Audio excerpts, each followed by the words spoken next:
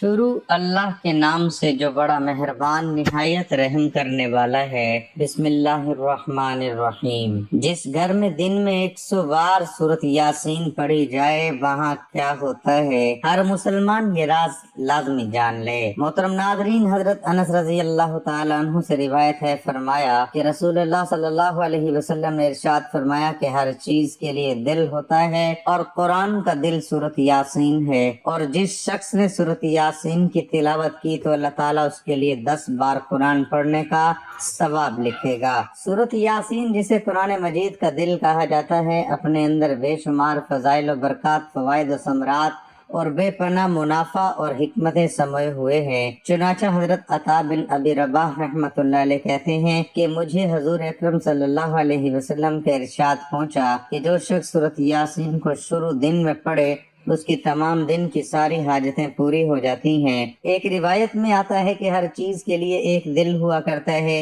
اور قرآن مجید کا دل سورۃ یاسین ہے۔ جو شخص سورۃ یاسین پڑھتا ہے حق تعالیٰ اس کے لیے 10 قرآن مجید کا ثواب لکھ دیتے ہیں۔ ایک اور روایت میں آتا ہے کہ حق تعالیٰ نے سورۃ طٰہٰ اور سورۃ یاسین کو آسمان و زمین کے پیدا کرنے سے 1000 قبل پڑھا۔ جب فرشتوں نے سنا تو کہنے لگے کہ خوشحالی ہے اس امت کے لیے جن پر یہ قرآن اتارا جائے گا، اور خوشحالی ہے ان دلوں کے لیے جو اس کو اٹھائیں گے، یعنی یاد کریں گے، اور خوشحالی ہے ان زبانوں کے لیے جو اس کو تلاوت کرے گی۔ ایک حدیث میں ہے کہ جو شخص سورۃ یاسین کو صرف اللہ کی رضا کے واسطے پڑھے اس کے پچھلے سب گناہ معاف ہو جاتے ہیں، بس اس سورت کو اپنے مردوں پر پڑھا کرو۔ ایک روایت میں آتا ہے کہ سورۃ یاسین کا نام تورات میں منامہ ہے کہ اپنے پڑھنے والے کے لیے دنیا و آخرت کی تمام بھلائیوں پر مشتمل ہے۔ دنیا و آخرت کی مصیبت دور کرتی ہے، آخرت کی ہول کو دور کرتی ہے۔ اس سورت کا نام رافعہ حافظہ بھی ہے، یعنی مومنوں کے رتبے بلند کرنے والی اور کافروں کو پست کرنے والی۔ ایک روایت میں ہے کہ حضور اکرم صلی اللہ علیہ وسلم نے ارشاد فرمایا، میرا دل چاہتا ہے کہ سورۃ یاسین میرے ہر امتی کے دل میں ہو۔ ایک روایت میں ہے کہ جس نے سورۃ یاسین کو ہر رات میں پڑھا پھر مر گیا تو شہید مرا۔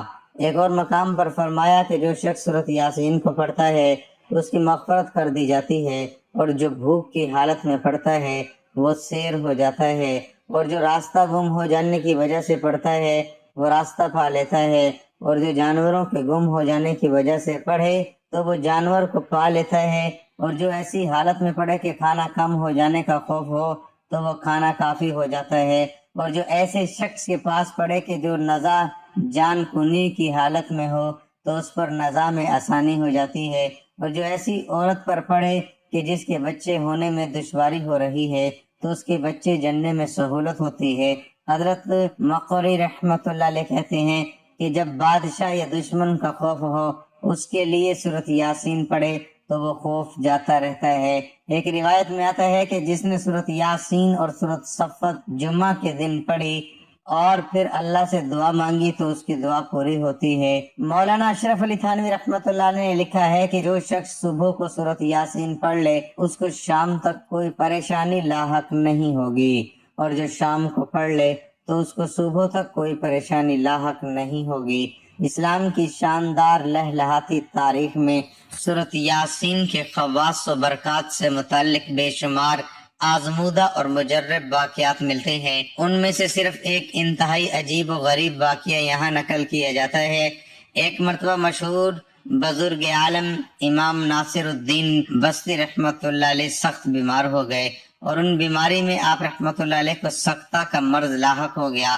عزیز و قارب نے آپ رحمۃ اللہ علیہ کو مردہ تصور کر کے دفن کر دیا۔ رات کے وقت آپ رحمۃ اللہ علیہ کو ہوش آیا، خود کو مدفون دیکھا، سخت متحیر ہوئے۔ اس حیرت و پریشانی اور اضطراب کی حالت میں آپ رحمۃ اللہ علیہ کو یاد آیا کہ جو شخص پریشانی کی حالت میں 40 مرتبہ سورۃ یاسین پڑھتا ہے اللہ تعالیٰ اس کے اضطراب کو رفع کرتے ہیں اور اس کی تنگی کو فراخی سے بدل دیتے ہیں۔ آپ رحمۃ اللہ علیہ نے سورۃ یاسین پڑھنی شروع کی، ابھی 39 مرتبہ پڑھ چکے تھے کہ ایک کفن چور نے کفن چرانے کی نیت سے آپ رحمۃ اللہ علیہ کی قبر کھودنا شروع کی۔ آپ رحمۃ اللہ علیہ نے اپنی فراست سے معلوم کر لیا کہ یہ کوئی کفن چور معلوم ہوتا ہے، اس لیے 40ویں مرتبہ آپ رحمت اللہ علیہ نے بہت دھیمی آواز سے اس طرح سورۃ یاسین پڑھنا شروع کی کہ کوئی دوسرا شخص نہ سن سکے۔ ادھر آپ رحمت اللہ علیہ نے 40ویں مرتبہ سورۃ یاسین ختم کی تو ادھر کفن چور نے اپنا کام پورا کر چکا تھا۔ آپ رحمت اللہ علیہ فوراً قبر سے اٹھ کر باہر نکل آئے۔ کفن چور نے اس طرح اچانک غیر فطرتی طور پر آپ رحمت اللہ علیہ کو قبر سے باہر نکلتے دیکھا تو مارے ہیبت کے اس کا دل پھٹ گیا اور وہ وہیں پر جاں بحق ہو گیا۔ امام ناصر الدین رحمت اللہ علیہ کو خیال ہوا کہ اگر میں اس طرح فوراً شہر چلا گیا تو لوگوں کو سخت حیرت و پریشانی اور ہیبت لاحق ہوگی، اس لیے آپ رحمت اللہ علیہ نے ارادہ کیا کہ رات کو ہی شہر میں جانا چاہیے۔ چنانچہ رات کے وقت آپ رحمت اللہ علیہ شہر میں داخل ہوئے اور ہر دروازے کے آگے جا کے پکارتے، میں ناصر الدین بستی ہوں، تم لوگوں نے مجھے سکتہ کی حالت میں دیکھ کر غلطی سے مردہ تصور کیا اور دفن کر دیا تھا، میں مردہ نہیں بلکہ زندہ ہوں۔ مورخین نے لکھا ہے کہ اس واقعے کے بعد آپ رحمت اللہ علیہ نے قرآن مجید کی ایک تفسیر بھی لکھی۔ ایسی عظیم الشان صورت اور ایسی نعمت بے بہا ہے جس کی روزانہ تلاوت کرنے والا، ہمیشہ ورد رکھنے والا، مشکلات و محمات میں پڑھنے والا کبھی نامراد نہیں رہ سکتا۔ دنیا کی کوئی بھی پریشانی ہو، مصیبت ہو، دکھ ہو، بیماری ہو، بھوک اور افلاس نے ڈیرے ڈال رکھے ہوں، مصائب زمانے نے گھیر لیا ہو، زمین اپنی کشادگی کے بغیر تنگ ہوتی نظر آتی ہو، حاسدین اور معاند دین نے جینا دوبھر کر دیا ہو، دشمنوں اور ظالموں نے اپنے نرغے میں لے لیا ہو، تو ان سب مہمات اور حالات میں سورۃ یاسین کا بکثرت ورد کرنا اکثیر کا درجہ رکھتا ہے اور اس کا ہمیشہ پڑھتے رہنا زہر ہلا ہل میں تریاک کا کام کر دیتا ہے۔ یاسین والقرآن الحکیم انک لمن المرسلین علی صراط مستقیم، حکمت والے قرآن کی قسم بے شک تم سیدھی راہ پر بھیجے گئے ہو۔ یہ حروف مقطعات میں سے ایک حرف ہے، اس کی مراد اللہ تعالیٰ ہی بہتر جانتا ہے۔ نیز اس کے بارے میں مفسرین کا ایک قول یہ بھی ہے کہ سید المرسلین صلی اللہ تعالی علیہ وآلہ وسلم کے اسماء مبارک میں سے ایک اسم ہے یاسین والقرآن الحکیم، حکمت والے قرآن کی قسم۔ اس آیت اور اس کے بعد والی دو آیات کا خلاصہ یہ ہے کہ کافروں نے حضور پر نور صلی اللہ تعالی علیہ وآلہ وسلم سے کہا تھا کہ آپ رسول نہیں ہیں اور نہ ہی اللہ تعالیٰ نے ہماری طرف کوئی رسول بھیجا ہے۔ ان کے اس قول کا یہاں اللہ تعالیٰ نے رد فرمایا اور قرآن مجید کی قسم ارشاد فرما کر اپنے حبیب صلی اللہ تعالی علیہ وآلہ وسلم کی رسالت کو بیان کرتے ہوئے ارشاد فرمایا، حکمت والے قرآن کی قسم بے شک آپ ان ہستیوں میں سے ہیں جنہیں رسالت کا منصب عطا کیا گیا، اور بے شک آپ ایسے سیدھے راستے پر ہیں جو منزل مقصود تک پہنچانے والا ہے۔ یہ راستہ توحید اور ہدایت کا راستہ ہے اور تمام انبیاء اکرام علیہم الصلوۃ والسلام اسی راستے پر ہیں۔ سید المرسلین صلی اللہ تعالی علیہ وآلہ وسلم کی شریعت سب سے زیادہ قوی اور معتدل ہے۔ یاد رہے کہ تمام انبیاء اکرام علیہم الصلوۃ والسلام صراط مستقیم پر ہی ہیں، اور جب یہ ارشاد فرما دیا کہ حضور اکرم صلی اللہ تعالی علیہ وآلہ وسلم رسولوں میں سے ہیں، تو اسی کے ضمن میں یہ بھی معلوم ہو گیا ہے کہ رسول کریم صلی اللہ تعالی علیہ وآلہ وسلم صراط مستقیم پر بھی ہیں۔ البتہ یہاں حضور انور صلی اللہ تعالی علیہ وسلم کے بارے میں صراحت کے ساتھ صراط مستقیم پر ہونے کی خبر دینے سے معلوم ہوا کہ آپ صلی اللہ تعالی علیہ وآلہ وسلم کی شریعت سب سے زیادہ قوی اور سب سے زیادہ معتدل ہے۔ حضور پر نور صلی اللہ تعالی علیہ وسلم خود بھی صراط مستقیم پر ہیں، اور جیسا کہ یہاں اللہ تعالیٰ نے صراحت کے ساتھ بیان فرمایا اور آپ لوگوں کو صراط مستقیم کی دعوت بھی دیتے ہیں، جیسا کہ اللہ تعالیٰ ارشاد فرماتا ہے وَإِنَّكَ لَتَدْعُوهُمْ إِلَىٰ صِرَاطٍ مُسْتَقِيمٍ، ترجمہ کنز العرفان، اور بے شک تم انہیں سیدھی راہ کی طرف بلاتے ہو اور صراط مستقیم کی رہنمائی بھی کرتے ہیں، جیسا کہ اللہ تعالیٰ ارشاد فرماتا ہے وَإِنَّكَ لَتَهْدِي إِلَى صِرَاطٍ مُسْتَقِيمٍ، اور بے شک تم ضرور سیدھے راستے کی طرف رہنمائی کرتے ہو، اور آپ کے ذریعے اللہ تعالیٰ صراط مستقیم کی ہدایت بھی دیتا ہے، جیسا کہ اللہ تعالیٰ ارشاد فرماتا ہے یہدی بہ اللہ من اتبع رضوانہ سبل السلام ویخرجہم من الظلمات الی النور بإذنہ ویہدیہم الی صراط مستقیم۔ اللہ اس کے ذریعے اسے سلامتی کے راستوں کی ہدایت دیتا ہے جو اللہ کی مرضی کا تابع ہو جائے، اور انہیں اپنے حکم سے تاریکیوں سے روشنی کی طرف لے جاتا ہے اور انہیں سیدھی راہ کی طرف ہدایت کر دیتا ہے۔ اور اس آیت کی تفسیر میں مفسرین نے یہ بھی لکھا ہے یہاں بھی کی ضمیر سے سرکار دو عالم صلی اللہ تعالی علیہ وسلم مراد ہے۔ اللہ تعالیٰ کی بارگاہ میں سید المرسلین صلی اللہ تعالی علیہ وآلہ وسلم کا مقام اتنا بلند ہے کہ کافروں کی طرف سے آپ پر ہونے والا اعتراضات کا جواب اللہ تعالیٰ خود ارشاد فرماتا ہے۔ اللہ تعالیٰ کی بارگاہ میں حضور پر نور صلی اللہ تعالی علیہ وآلہ وسلم عظمت کے ایسے اعلیٰ مقام پر فائز ہیں کہ اللہ تعالیٰ آپ کی رسالت پر اپنے مقدس کلام قرآن مجید کی قسم ارشاد فرمائی، اور یہ خصوصیت آپ صلی اللہ تعالی علیہ وآلہ وسلم کے علاوہ اور کسی نبی علیہ الصلوۃ والسلام کو حاصل نہ ہوئی۔ حضور اقدس صلی اللہ تعالی علیہ وسلم کو سیادت اور سرداری کا وہ رتبہ عطا ہوا جو کسی دوسرے رسول اور نبی علیہ الصلوۃ والسلام کو نہیں ہوا۔ ہم سب کا رازق اللہ تعالیٰ ہی ہے، اس کے سوا کوئی رازق نہیں۔ وہ دیگر اختیارات کی طرح ان میں بھی وحدہ لا شریک ہے۔ کائنات میں ہر جاندار کے رزق کا ذمہ اللہ تعالیٰ نے اپنے اوپر رکھا ہے۔ اس کا فرمان ہے وَمَا مِن دَابَّةٍ فِي الْأَرْضِ إِلَّا عَلَى اللَّهِ رِزْقُهَا، زمین میں چلنے والے ہر جاندار کا رزق اللہ کے ذمہ ہے، اور رزق کے فیصلے اللہ تعالیٰ آسمان سے کرتا ہے۔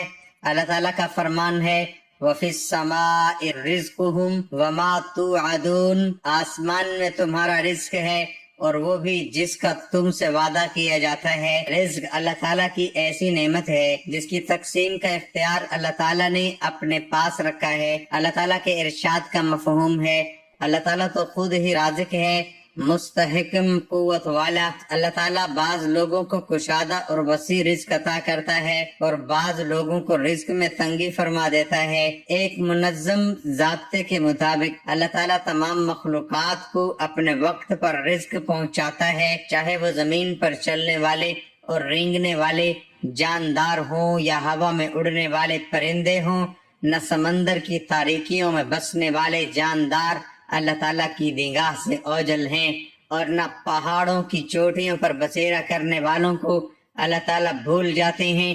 اللہ تعالیٰ فرماتا ہے اور زمین پر چلنے والا کوئی جاندار ایسا نہیں ہے جس کا رزق اللہ نے اپنے ذمہ نہ لے رکھا ہو۔ ہم لوگ رزق صرف کھانے کی چیزوں کو کہتے ہیں، حالانکہ ایسا نہیں ہے، بلکہ رزق اللہ تعالیٰ کی دی ہوئی ہر نعمت کو کہتے ہیں، چاہے وہ صحت ہو، علم ہو، اخلاق ہو، عمل ہو، نیک بیوی اور اولاد ہو، مال ہو، دلی اطمینان ہو، یا پھر امن کی نعمت ہو۔ اللہ تعالیٰ کی بے شمار نعمتوں میں سے ہر نعمت پر رزق کا اطلاق ہوتا ہے۔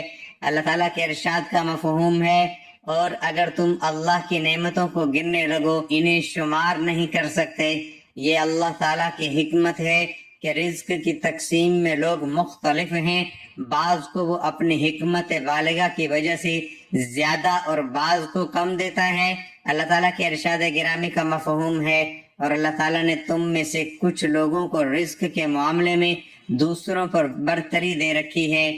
دنیاوی زندگی میں ان کی روزی کے ذریعے بھی ہم نے ہی ان کے درمیان تقسیم کر رکھے ہیں۔ اس حقیقت کو سمجھنے کے بعد بہت سارے مسائل حل ہو جاتے ہیں، نہ کسی سے حسد ہوتا، نہ دشمنی کے آثار نمایاں ہوتے، نہ اپنے آپ کو حد سے زیادہ مشقت میں مبتلا کرنا پڑتا ہے، اور نہ رزق کو تلاش کرنے کے لیے غلط راستوں کو اختیار کرنا پڑتا ہے۔ حلال طریقے سے رزق طلب کرنا بھی اللہ تعالیٰ کی اطاعت ہے۔ اسلام ایک مکمل ضابطہ حیات ہے، یہاں عقائد بھی دین ہے، شعائر تبدیہ نماز، روزہ، زکوٰۃ اور حج بھی دین ہے، معاملات بھی دین کا حصہ ہے، معاشرت بھی دین میں شامل ہے اور اخلاقیات بھی دین کا ایک اہم جز ہے۔ لہذا رزق حلال کمانا بھی دین ہے۔ حلال رزق کمانا تقدیر کے خلاف نہیں ہے۔ حضرت ابو ہریرہ رضی اللہ تعالیٰ عنہ کا ارشاد کا مفہوم ہے، ہم رسول اللہ صلی اللہ علیہ وسلم کے ساتھ بیٹھے تھے کہ ایک حسین نوجوان وہاں سے گزرے۔ ہم نے آپس میں کہا کاش یہ اپنی جوانی کو اللہ کے راستے میں لگاتے۔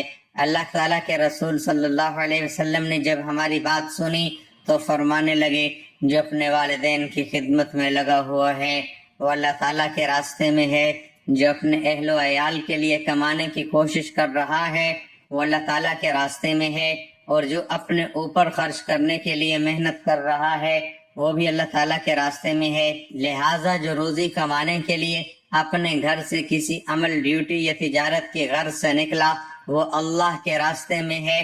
اللہ تعالیٰ کے رسول صلی اللہ علیہ وسلم اور صحابہ کرام رضی اللہ عنہم نے روزی کمانے کے لیے بکریاں چرائیں، کھیتی باڑی اور تجارت کی ہے۔ حضرت حذیفہ رضی اللہ عنہ فرماتے ہیں رسول اللہ صلی اللہ علیہ وسلم نے ایک مرتبہ فرمایا، جبرائیل علیہ السلام نے میرے دل میں یہ بات ڈالی کہ کسی کو اس وقت تک موت نہیں آ سکتی جب تک وہ اپنا رزق پورا نہ کر لے، اگرچہ کبھی رزق ملنے میں تاخیر ہو سکتی ہے۔ لہٰذا اللہ سے ڈرتے ہوئے اچھے طریقے سے رزق طلب کرو، رزق کی تاخیر تمہیں گناہ پر آمادہ نہ کرے۔ اس لیے اللہ تعالیٰ کے پاس جو رزق ہے اسے صرف اطاعت کے ذریعے ہی حاصل کیا جا سکتا ہے۔ محترم ناظرین، اب چلتے ہیں سورۃ یاسین کے وظیفے کی طرف۔ جس گھر میں روزانہ صبح کے وقت ایک مرتبہ سورۃ یاسین پڑھی جائے وہاں کیا ہوتا ہے؟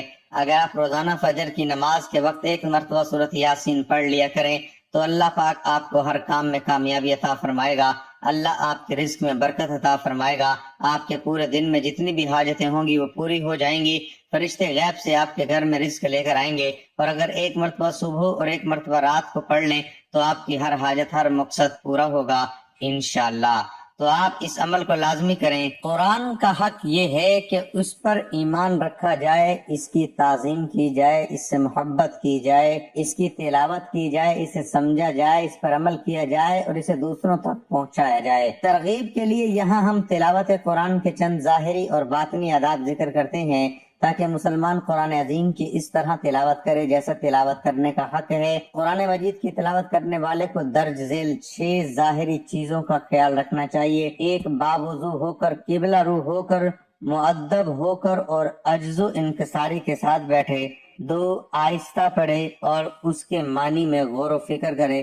تلاوت قرآن کرنے میں جلد بازی سے کام نہ لے۔ 3، دوران تلاوت رونا بھی چاہیے اور اگر رونا نہ آئے تو رونے جیسی شکل بنا لے۔ 4، ہر آیت کی تلاوت کا حق بجا لائے۔ 5، اگر قرات سے ریاکاری کا اندیشہ ہو یا کسی کی نماز میں خلل پڑتا ہو تو آہستہ آہستہ تلاوت کرے۔ 6، جہاں تک ممکن ہو قرآن پاک کو خوش الحانی کے ساتھ پڑھے۔ قرآن کریم کی تلاوت کرنے والے کو درج ذیل 6 باطنی چیزوں کا بھی خیال رکھنا چاہیے۔ قرآن مجید پڑھنے سے پہلے اللہ پاک کی عظمت دل میں بٹھائے اور خیال کرے کہ یہ کس عظیم ذات کا کلام ہے اور میں کس بھاری کام کے لیے بیٹھا ہوں۔ 3، قرآن کریم کی تلاوت کرتے وقت دل کو حاضر رکھے، ادھر ادھر خیال نہ کرے، برے خیالات سے دل کو آلودہ نہ کرے اور جو بے خیالی میں پڑھ چکا ہے اسے از سر نو توجہ سے پڑھے۔ 4، ہر حکم کے معنی میں غور و فکر کرے، اگر سمجھ میں نہ آئے تو اسے بار بار پڑھے اور اگر کسی